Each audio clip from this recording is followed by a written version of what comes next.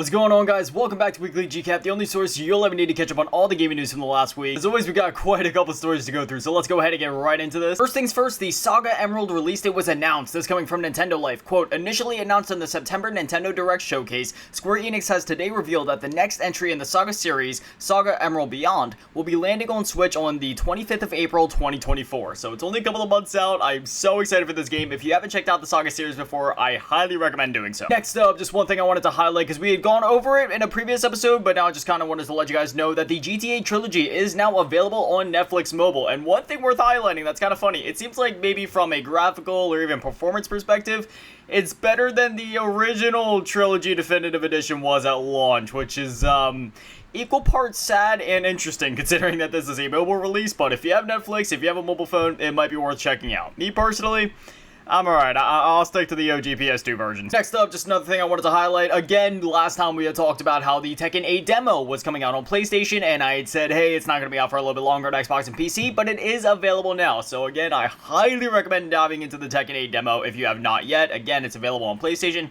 Xbox, and PC. You're able to play the first chapter of the story mode, just, you know, get a feel for the game. In terms of gameplay, graphics, audio design, character model, like everything, man. Everything about this game is just, it's absolutely amazing so far in my opinion, and I cannot wait for the full game to release. Next up, Prince of Persia: The Lost Crown has gone gold. For those of you that don't know, this is the upcoming Prince of Persia game, where it's like a 2D style of game, not like the traditional 3D ones. I'm actually really excited for this one to come out. I'll be diving into it day one, but anyway, this is coming from Prince of Persia on X. Quote, Prince of Persia: The Lost Crown has gone gold. On behalf of the entire team, we can't wait for you to put your hands on the game and explore mythological Persia as Sargon. Your journey begins on January 18th. Hashtag Prince of Persia, hashtag video games, hashtag gaming. So that's only like 3 weeks away at this point. I am so excited, it is not even funny. I'm picking this one up physically day one. Next up, we got a bit of a preview of Final Fantasy VII Rebirth from Game Informer. So this coming from Genki on X. Quote, Final Fantasy VII Rebirth Game Informer preview details. And then it's just, you know, it's all like bullet points, so we'll just go through it. Main storyline will take about 40 hours. Over 100 hours with all side content. Side content makes up 80% of the exploration base content. New towns and cities such as Crow's Nest that didn't exist in the original. Side quests feature specific secondary protagonists alongside Cloud, and completing them deepens the relationships between those characters. Cait Sith has a unique battle system in which he summons the Moogle, freely climb short cliffs and ledges in the open world, use specific chocobos to climb tall walls or glide around, deck building card minigame called Queen's Blood, compete against various NPCs across the region, which sounds interesting, and then it says that you can learn more at GameInformer.com. So there we go, we got some more details for FF7 Rebirth. Again, another upcoming game that I'm super excited for. 2023, it was an amazing year for gaming, but at the same time, it also felt like for every good game we got, there was like a, you know, a bad game, which we'll be talking about that actually later on the show with an interesting thing that Metacritic put out. But yeah, 2024, it's already lining up to be another great year for gaming, so yeah, super excited for this one as well. Next up, do y'all remember Super Mario Run? Yeah, I mean, I can't even remember how many years ago at this point that this game came out. I remember it came out, I paid the $10, I blasted through the levels in like, I don't know, like an hour or two, and that was kind of that. I haven't played it too much since. You know, I've dived back in from time to time just because, you know, it is a fun game. But interestingly, all these years later, it's getting a new Super Mario Bros. Wonder update, or it already got it. This coming from Nintendo. Quote, Wonder flowers are blooming in the Super Mario Run game. In the Super Mario Bros. Wonder game for the Nintendo Switch system, all sorts of wondrous things can happen when you touch a Wonder flower, and for a limited time, you can experience the wonder in the Toad Rally mode of the Super Mario Run game for smart devices. Event period. Find Wonder flowers in Toad Rally from December 19th at 11 p.m. PT through March 14th, 2024 at 11:59 p.m. PT. So this isn't a super, I mean, it's a limited time thing, but it's not super limited time, so you have enough time to redownload the game, or, you know, contemplate redownloading the game and diving in and trying it.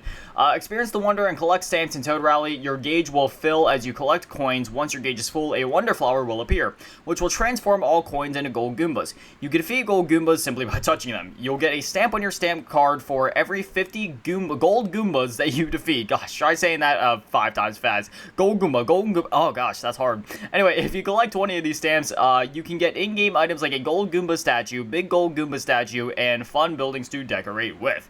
End quote. So, yeah, if you haven't played the game before, or if it's been a while since you played it, it might be worth diving back in and trying out this update. I know I will be. Next up, we got a bit of a sales update for the PlayStation 5, and it's currently surpassed 50 million units. This coming from Business Wire. Quote, Sony Interactive Entertainment, aka SIE, today announced that the PlayStation 5, aka PS5, has surpassed 50 million units sold through to consumers 3 years since its November 2020 launch, end quote. So, That's pretty crazy. They're already obviously halfway to like 100 million, and 100 million is that threshold of like, greatest consoles of all time. You got like, like the Switch, the Wii, the PS2, and stuff like that up there. Unfortunately, the 360 and the PS3 aren't in that bracket, though, it kind of makes sense since that was a pretty 50-50 battle, even though the PS3 did edge it out slightly in the end. That was just a huge generation in general, but anyway.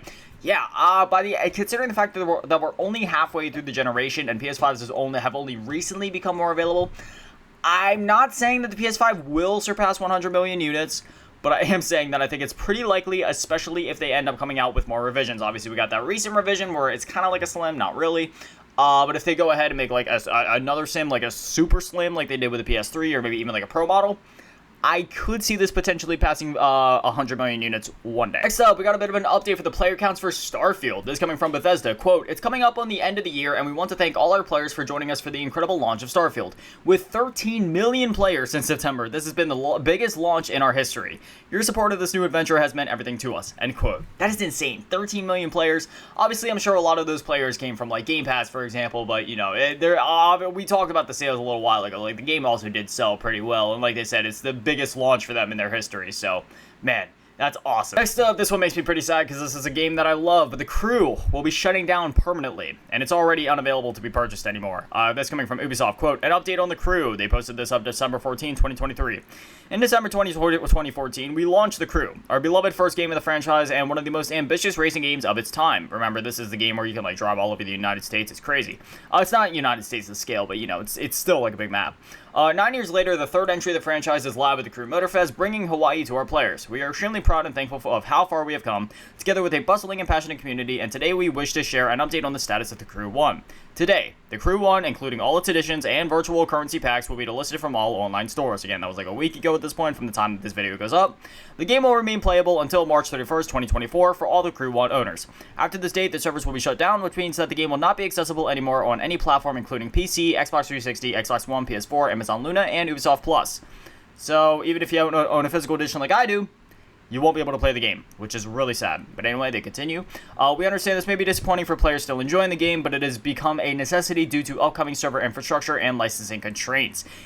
This happens with a lot of racing games. Microsoft can't even keep their own Forza Motorsport games up long enough for the sequel to come out. Decommissioning a game, and especially our first one, is not something we take lightly. Our goal remains to provide the best action-driving gameplay experience for players and to deliver on it. We are continuing to provide new content and support for the Crew 2 and the recently launched the Crew Motorfest. Players who ordered the Crew recently can check the refund policy of the store of their purchase if they wish to receive a refund. The Ubisoft Store refund policy can be found here at store.ubisoft.com/refund policy. Scrolling down, they talk about the history of the game and the impact it had on the studio and all that, and then at the bottom it says, "The best is yet to come with the Crew Motorfest, and our second season of content with Hoonigan has just launched. You can expect a lot of new seasons, content, vehicles, playlists, and more during the coming months and years. See you on the road, the Ubisoft Ivory Tower team." End quote. So this is obviously quite unfortunate, because even, again, for players like me that do own a physical edition of the game, the servers will be shut down, which just means that our discs will be paperweights, and the game sitting in our hard drives or in our digital library is essentially, no, not essentially, it is useless. Again, I will always advocate for not only the, having access to physical games in the future. Obviously, the digital-only future is what these big companies are shooting for, so they have as much control as possible. But, I always strive to do my part in making sure that there's a healthy balance of both digital and physical media, as there is pros and cons to both. And furthermore, beyond that, beyond the whole digital physical discussion, I also am a huge advocate for having ways to play games outside, for like games that are always online, for example.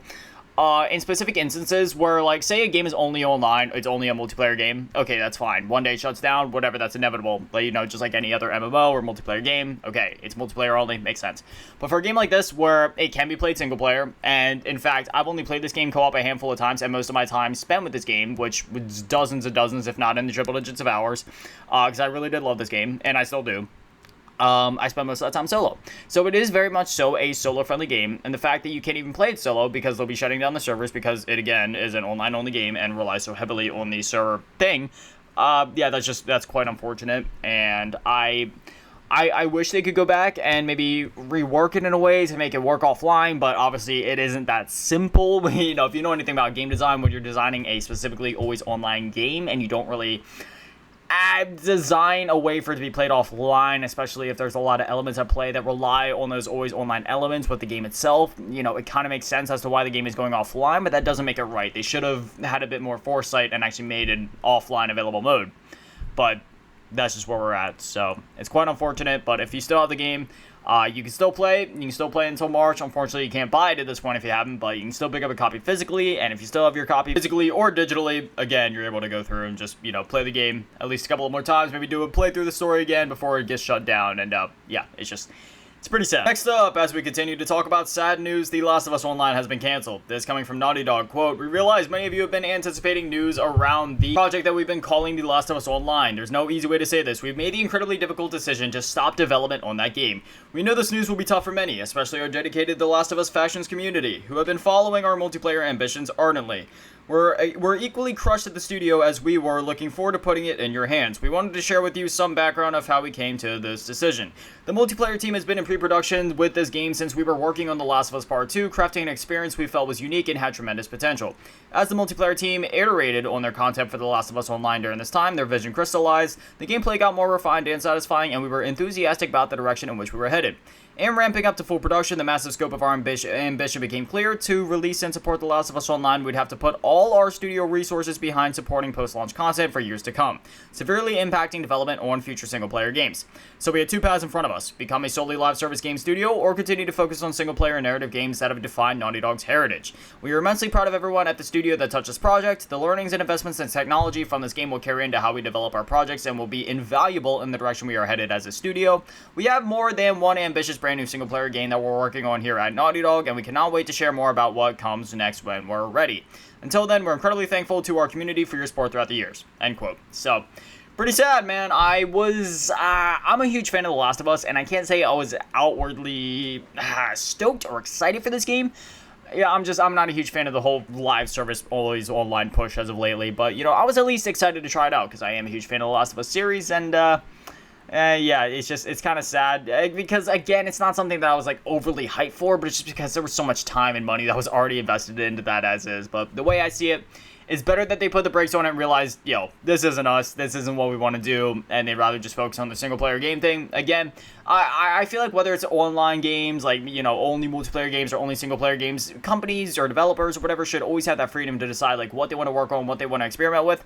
But this was a situation where they were like, hey, we love doing what we do, like what we're already doing is what we're happy doing, so why switch it up when we're happy doing this, and we're not even sure if this other thing that we're working on is really even worth the time, and, you know, we'd have to put our entire studio behind it, so they just decided to pump the brakes on it, go back to doing what they do, and, you know, either way that they would have decided to go with this, I could respect it, and, yeah, in this instance, it totally makes sense. I respect the decision, and hopefully we still see more from the Last of Us series in the future, and, yeah, something tells me that we will. Next up, got another player update, this one for Sea of Stars. This coming from Sea of Stars on X. Quote, "Sea of Stars has been played by over 4 million people across all platforms and subscription catalogs in less than 4 months. This game won Best Indie Game of the Year at the Game Awards, if you guys remember, and, yeah, I am so incredibly proud and happy for these guys, man.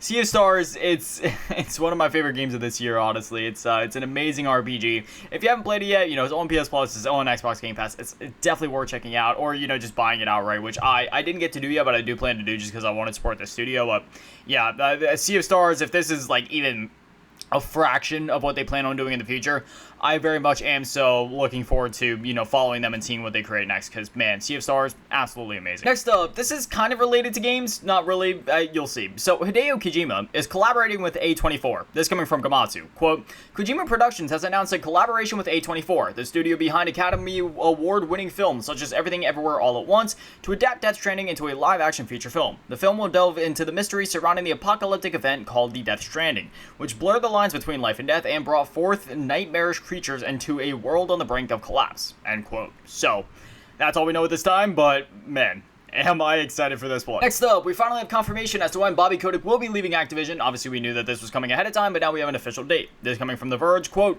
"Activision Blizzard CEO Bobby Kotick is stepping down officially December 29th. Microsoft has not appointed a direct replacement and instead has rolled the suite of Activision Blizzard executives, including Blizzard President Mike Ybarra, Activision Publishing President Rob Kostick, and Activision Blizzard Vice Chair Thomas Tipple.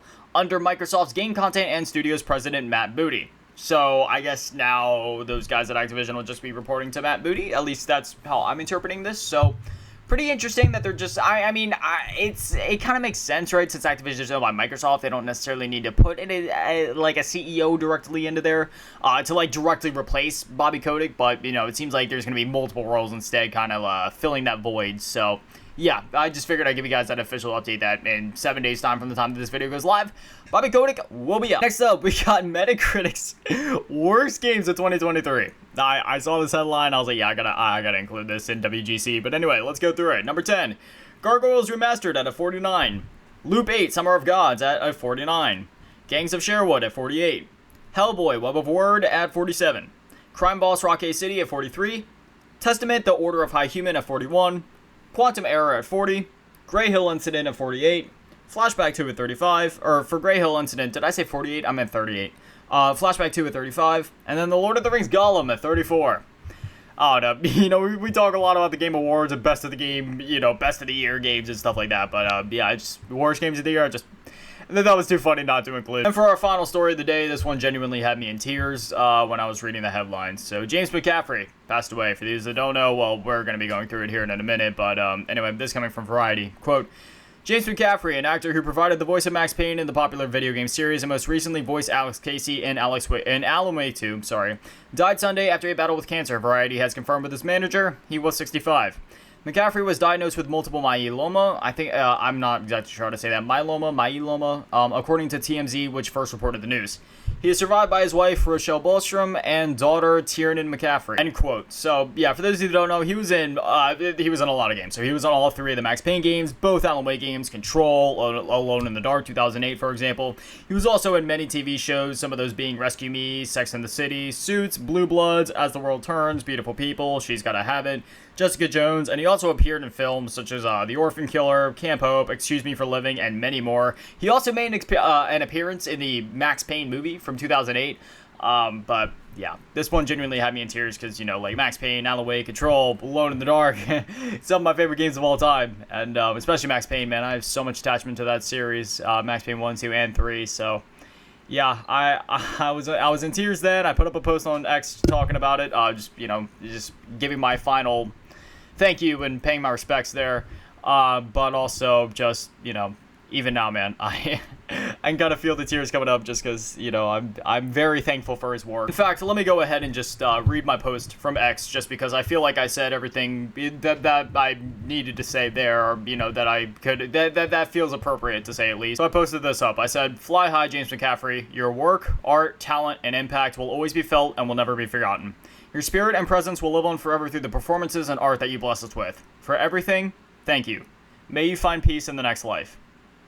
And with that, I think that's a good place to conclude the show. And if you guys have any final words for James McCaffrey or want to pay any respects or just, you know, kind of give your thanks to him in the comments, I really appreciate that. You know, anytime that a talent passes away, you know, like we did with Kevin Conroy a couple of months ago, and now with James McCaffrey, I always like to just kind of slow it down, give that moment of silence, and just, you know, that peaceful minute just to kind of, you know, let you guys say what you need to say, let me say what I need to say, and just, you know, pay our respects to an absolute legend. Again, James McCaffrey, we love you. Thank you for your work, and may you find peace in the next life. But anyway, that is all the stories that I have for you guys this week. So now I'd definitely love to hear from you guys. What are your thoughts on everything that we talked about this week? Whether it's, you know, I don't even know. We talked about a lot of stuff. The Last of Us Online getting canceled. Metacritic's worst games of the year. What do you think about Hideo Kojima collaborating with A24? Are you excited for that movie? Are you skeptical?